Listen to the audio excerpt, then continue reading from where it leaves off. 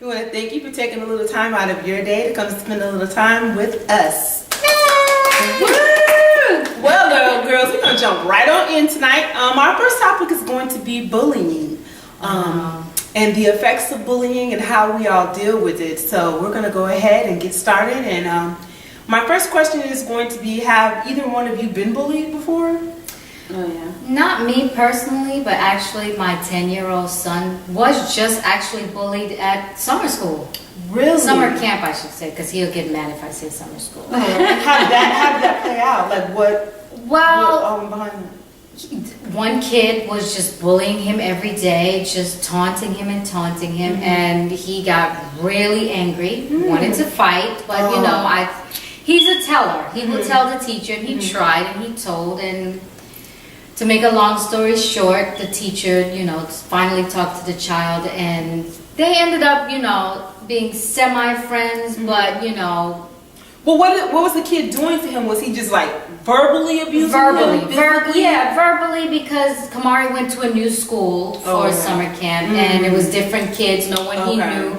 And actually, it worked out where the teacher knew that the kid was a bully because that kid went to that school, so he had a history. Exactly. So, in all, Kamari ended up understanding that he was a regular bully, so he didn't take it to heart as much. And I went and spoke to the teacher and the child and Kamari all together, and then I think the child kind of understood that where Kamari was coming from, and he had parents who cared about him, and it ended up being that he passed the summer camp, and the child. So you ended it with it was a positive resolution. Yes, and that's, you know, positive what I tried to make. Yes, and the because they were both involved. young, but kids can be that, you know, harsh, you know, and it can turn into some murderous things. I've seen things on TV, and I always think about that. Yeah. So, and being in a different school, you don't know. He doesn't know the ropes of that school. So. It was positive. So you had a good resolution. Yes, thank God. Thank goodness. Okay, and what about you? You have 4.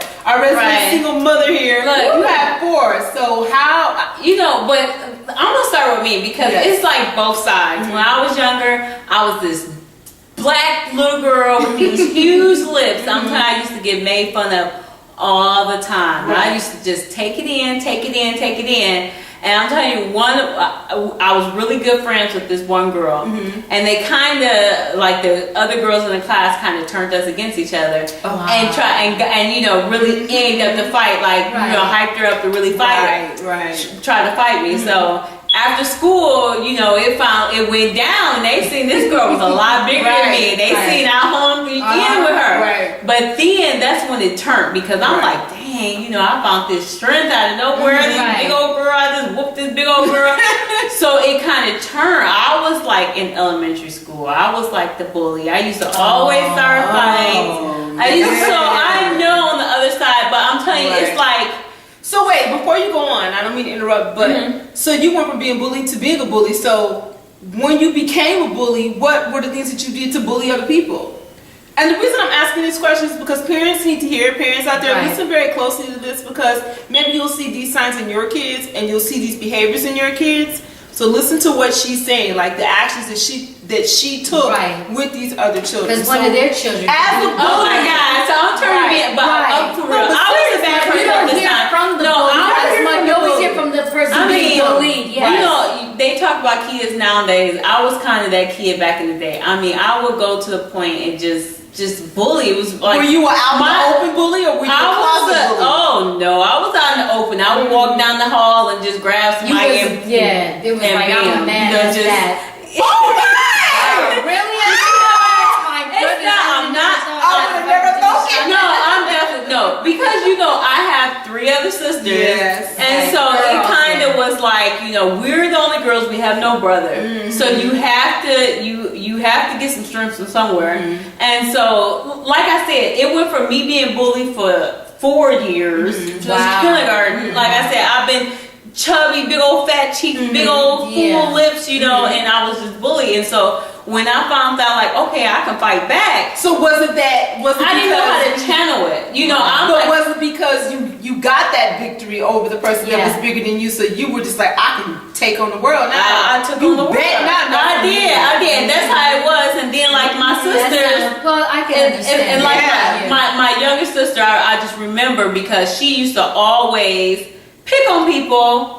And like a come back to us and say, oh, they did this and this and this. Because she knew you would go off. She knew, but it wasn't me. You know, I got an older sister too, a younger sister too. So you're in the middle. It was just a combination of all day long with it was a mess. But what would you do?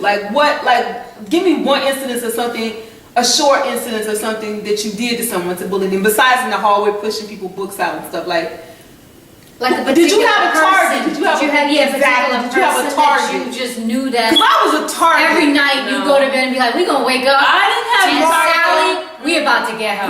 No, did you plot it? Did you think it through, or would it just happen? Of course not. No. See, and you know, we were just talking about my son today, how he ended up getting into a fight. Like people that know my son know that he's little, and you know, it went from him being, I believe that he was taunted. You know, he'd come home and tell me that people did this and that. And so when he found this strength, he just feel like, my opinion, I think he could just go to school and he lay it down. Right. You know, like, okay, I may be the littlest in the class because but y'all ain't gonna be messing with me. But y'all not gonna be messing with me. Right. But he's not a bully. He was defending himself. He's not, anymore. Now, because before he was a bully. You know, he was having trouble in school, and that's another sign for parents too. When your kid is having trouble in school, they're going to find different ways to act out in school. And frustration. So that was the way for him to get kicked out of class. He said that to me. He's like, you know, I did that because I didn't want to be in the classroom, because he knew he can do it. He knew who to pick on, or I couldn't say that because he picked on 6th graders, and here he was only in the freaking 3rd grade. Wow! So, but he threw that sign out to you because he told you verbally. But he communicated that with you. Did you communicate with your mom? Like when you were being bullied, did you communicate? Once you became a bully, did she find out that you were a bully? So you were bullying people at school. The school never called. They never reported. I remember me getting suspended one time, and like I said, my mom wasn't a parent that actually. She didn't use belts. We didn't get whoopings like that all the time. Bad mistake, Mom.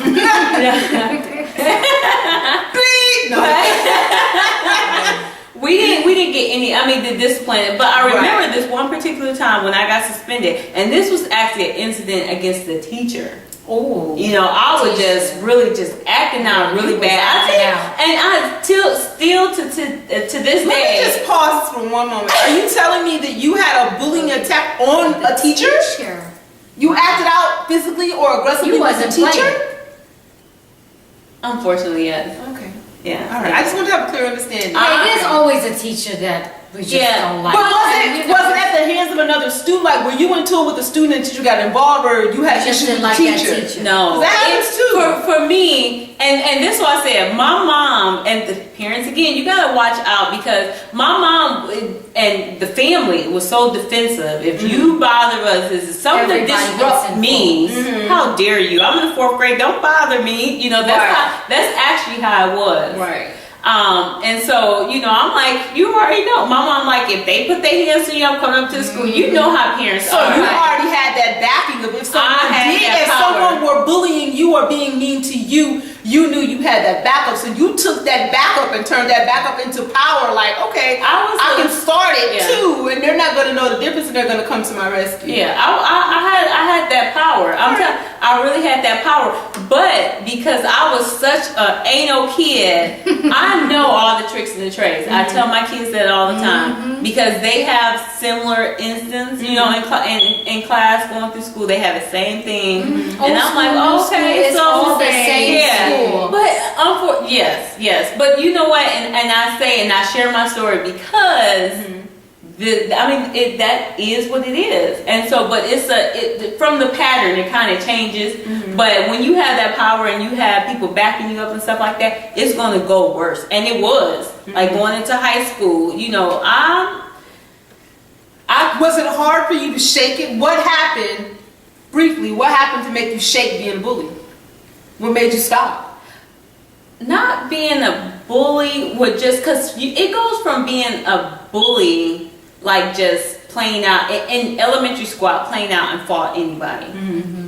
But going further, it just I lost the respect for people, and it was just me. You know, it was like, okay, and I just felt like I was superior than other people. I dismissed people, didn't care about other people's feelings and things like that. It was bad, and just from my behavior, I mean, it just carries out in how my lifestyle began. Right, but then you start isolating. You're isolating yourself at that point because you don't care about anybody else's feelings. You have no regard, no respect for other people around you. So you are purposely like isolating yourself. And parents, that's another thing to look out for.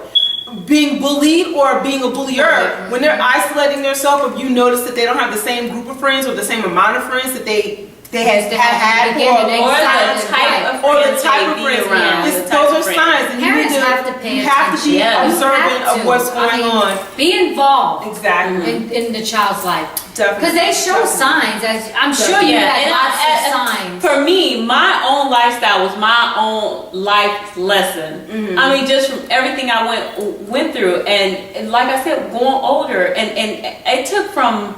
Actually, I believe it took my second child, because even when my first child came out of, didn't give a dang about any other body's feelings and just doing what I want to do, and here came this child, and it actually I was 17 then. I was 17 then, so I was and you still had the bulliness. Oh yeah, I was a hardball. It was even worse now because now you're older. It was even worse because then I got my job. I was so independent. See, I could only imagine. And it was really went away. So I was just walked around like I was a freaking queen of the jungle. Queen Sheba. That's what it was. The wrong kind of. And it didn't take me, because I mean, I say now I'm such a blessing, because it took when I started going to church and reading and really just getting that experience, that calmed me down. That actually humbled me. You know, but there wasn't one act like. We all have something that changes something, where you get that shift. And I talk about shifts in my book, Essence of an Urban Goddess, A Journey Within, and I talk a lot about shifts. You'll feel shifts coming along in your life, and it's God moving you on to that next level. So for you, was there one thing that stands out? Maybe there's nothing that stands out. But it was not. The one thing that is the parenting. My second child becoming a parent. Okay, it was more responsibility, and then you had to sit back and like, you know, this blessing, this child. I'm just like, that you have to teach now. Yes, and it just like it was God. You know, I can't say it was anything else. And nothing major happened. You know, I got into a lot of trouble, and thank God I have no record. I have none of that. You know, it never went that far. That's why I said God has a plan, because everything. He has a plan for each and every one of us, and all of you too. He has a plan for you. You just got to tune in to get it and pay attention. And I didn't get it. It's crazy, because after four kids and not married and just all the drama I went through, I didn't get it. You would think, like, people say when they see other people, like, they still doing that. I mean, how can they do that? It takes like something dramatic, and it was my kids that was the dramatic effect that changed me. God had a plan. And you said that's going to be your blessing. And that's what people understand. Sometimes your walk is your walk, but not to do, because that's a whole nother subject. Yeah. I want to go to your bullying moment. I know. Yes, definitely. My bullying moment, and it's also once again in my upcoming book, Essence of an Urban Goddess, A Journey from Within. And one of the chapters in the book is dealing with bullying. And I had I'm getting chills just talking about it. Every time I talk about it, I get emotional. But I was in junior high school or middle school, whatever they're calling it these days, and I was bullied by this girl. I had never really been. I've been picked on, and I had, you had your elementary girl school fights. I had went through all that kind of stuff before. And I mean, I had been bullied when I was like younger, like in elementary, but never to the point where I was scared. Like, this girl had me fearing for my life. And it was so hard because I wanted her to like me. I didn't want to be a narc, a tattletale. I couldn't go home and tell my mother. At least I felt I couldn't go home and tell my mother, because I am my mom's only child. When I say she was super protective of me, if I went home and told Miss Kathy what was going down, oh my. So I was just trapped. I literally was just trapped in this situation where I had this girl told me that now she was just going to beat me up, fight me. She was going to cause bodily harm. And I don't want to give away too much because it is in the book. And I want you all to get the book and read the book. But it was a scary situation. And at the end of it, I came out on the other side. And it's taken for me to be an adult to really understand the perspective of everything that happened. And God spoke to me. I had opportunity to have a re-encounter with the person that bullied me as a grown-up. And that was and like the best. Just seeing that person's name come across my computer screen, it was like my heart was palpitating. And I'm like, I am grown. And I still had those feelings of that little 7th grade girl. But the signs I think that I portrayed, I was very withdrawn. I have by nature, if you guys haven't figured it out now, the ones that have been viewing, I'm very bubbly, outgoing, outspoken type person. Just friendly by nature. That's me, open-hearted, and I was very drawn in. A lot of things that I wanted to do, sports, cheerleading, track, all those things I would start out doing, and if that girl became part of it, I would stop it. And I'm not a quitter, but in those situations, because I fear. That's your childhood. Exactly. Sure. I mean, I was scared. Just like Leticia just said, the fear took over my life. So what I would say, my advice is just, once again, you guys know my favorite words, dialogue. Start a dialogue, have a conversation, communicate with your children. If they're acting where something's going on, don't just be like, oh, they're just a kid. That's what kids do. No, you need to talk to your kids and find out what's going on. Talk to their teachers. Make sure that you have a plan. You have an action plan. Just like you have an action plan if your kid get locked out the house. And you have an action plan if a stranger, you have stranger danger. You need to have some kind of bullying backup plan for your kids so they know what they can do. And it's not just going to a teacher. And I don't mean to cut you guys off. It's not just going to a teacher. Because I was in school and teachers saw me being bullied. And they did their best to try to protect me while I was there. But they didn't want my mom to come up to school either. So they would try to sweep everything up under the rug. And they only did limited things to protect me. But you have to have that conversation about bullying, what bullying is. And if you start to see those type of tendencies in your children, you need to speak up. It's not cute. And I see a lot of parents, their kids are doing bullying things and they think it's cute. It's not cute. If your child is overly bossy when they're playing with their siblings or their friends, or they're overly aggressive, you need to have a sit down talk with them and explain to them what bullying is and what bullying can lead up to. Because my theory is this: most children that are bullies turn out to be grown-ups that are bullies. Exactly. And those are some of the people that manipulate and do very hurtful and harmful things. So you need to have that dialogue and have a conversation. Your child can go from being bullied to being a bully. Yes. Or you could be blessed and have a situation like Trish did where nothing came out of it. You were able to sit down and come to a resolution with the teachers, the children, and the parent. Or, go through like me and keep your mouth closed. But my advice is never keep your mouth closed. Tell someone. And the children who are being bullied, talk. Tell someone. But it's hard. Especially kids now, don't nobody want to be no punk and they don't want to look weak. And, we're so busy with trying to keep up with images that we forget at the end of the day we're human beings. But the thing is, a lot of people miss. A lot of people look at the child that's being bullied, which that's important too. But you got to think about too, that child that's bullying, a lot of times something's going on. Exactly. Something dramatic. And sometimes they just need and that's someone and that's why I say, it's teachers got it really hard too. Yes, because bullying goes on so much at school, and they need to look further into it instead of just smacking that kid on the hand and sending them on. We have kids that are committing suicide. Yes. We have children that are hanging themselves in their closet. They're taking pills. They're doing all these things to harm themselves because they're trying to get away from somebody. Your kids are giving you signs. You have to tune in. Stop worrying about trying to get to the club. Stop worrying about this person, that person. This man don't want me. This man don't love me. Focus on your children.